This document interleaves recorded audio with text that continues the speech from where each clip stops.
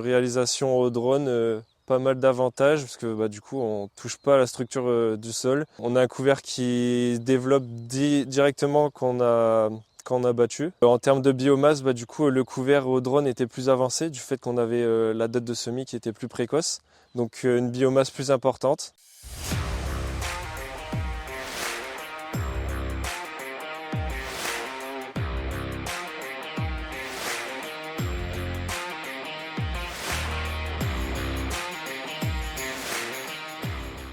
Bonjour à tous, ravi de vous retrouver pour cette vidéo. Aujourd'hui, on est à Lierville dans l'Oise, du coup avec Romain. Aujourd'hui, on va parler essentiellement de couverts végétaux et en particulier des différentes méthodes d'implantation, semis avant moisson, semis après moisson.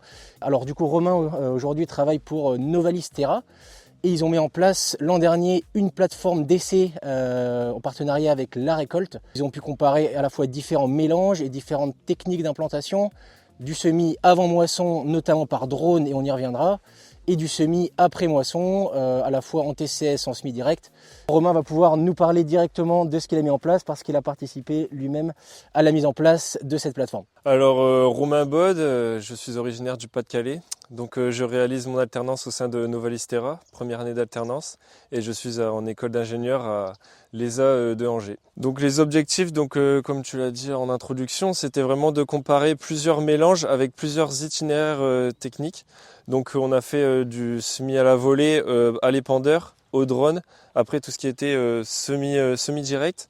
Et puis après, tout ce qui était méthode un peu plus classique, TCS avec combiné de semis. Et aussi, on a joué sur différentes dates de semis pour voir ce qui fonctionnait le mieux. Donc de ce que j'ai pu observer, déjà au semis à la volée, on a réalisé la moisson 15 jours après. Donc le couvert était déjà un peu développé, on était au stade cotylédon. Tout ce qui était réalisation de semis direct, on a fait ça dans de bonnes conditions avec une terre assez humide. Donc du coup, on a eu une bonne levée. Tout ce qui était réalisation après semis plus fin août, on a fait ça dans des conditions plutôt sèches. Du coup, on a eu une levée qui était plus compliquée. Après, on a eu de l'eau par derrière, donc ça a bien rattrapé la chose. Très bonne levée en semi-direct vu qu'on a eu les bonnes conditions. Après, en levée au drone, c'était vraiment pas mal aussi. Et en termes de biomasse, du coup, le couvert au drone était plus avancé du fait qu'on avait la date de semis qui était plus précoce, parce qu'on a réalisé ça le 30 juin. Donc une biomasse plus importante. Après, on a eu quelques surprises aussi sur des dates de semis un peu plus retardées. Mais généralement, c'était les semis au drone où est-ce qu'il y avait une plus grosse biomasse. On a eu des semis réalisés du 30 juin jusqu'à fin août. Donc on part sur le meilleur couvert. On est aux alentours de 5,5 tonnes hectares de biomasse.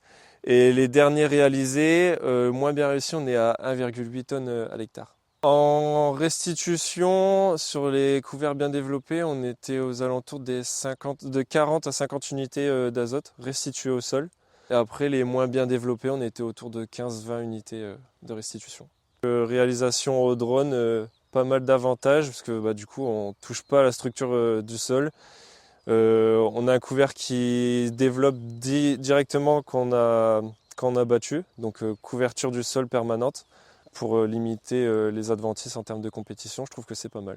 Les nouvelles technologies arrivent de plus en plus. Il y a une dizaine d'années, je ne sais pas si on entendait parler autant que ça. C'est vraiment du bouche à oreille, je pense, dans le monde agricole. Puis il faut vraiment essayer les choses, avoir des résultats concrets pour entraîner d'autres agriculteurs à vouloir essayer ça. Premièrement, étonnez-vous pas si on a changé un peu de décor parce que ça se voit peut-être pas à l'image, mais il est en train de pleuvoir, donc étonnez-vous pas, on est sous un arbre là, actuellement. Retour sur investissement sur toutes les modalités. Et le drone, il s'en sortait vraiment bien avec plus de 100 € de retour sur investissement. Après, ça forcément, ça va jouer en fonction des variétés de couverts qu'on va mettre sur les parcelles, ce qui va restituer et autres, quoi. Mais sinon, ouais, bon retour sur investissement. Ce qui a vraiment bien fonctionné, c'était le trèfle incarnat. Où est-ce que, certes, au début, ça met plus de temps comparé aux autres espèces à démarrer, mais franchement, qui s'y prête vraiment bien à long terme, parce que ça couvre vraiment bien le sol et ça a vraiment un bon développement. Donc franchement, trèfle incarnat, très bien. Après, tout ce qui était radis fourragé, facélie, Niger et autres espèces, ça s'est bien comporté. Drone vraiment très efficace, pas de temps à passer à semer.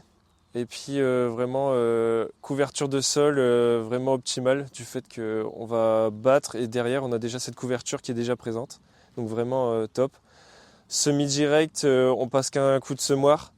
Donc très efficace également, on touche pas la structure. Et après TCS, on réalise plusieurs faux semis qui peut limiter le stock semencier de sol.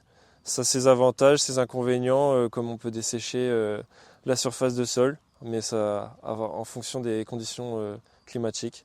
Il faut essayer, je pense. Comme nous on a réalisé une parcelle d'essai, c'est vrai qu'on a pu comparer différentes modalités. Je pense que déjà, faut s'inspirer un peu des entreprises qui mettent en place ça, aller voir les agriculteurs qu'ils ont mis en place, et puis aussi essayer chez soi pour vraiment comparer eux leur méthode à eux, et puis à côté le drone, et puis qui verront par eux-mêmes ce qui fonctionne le mieux.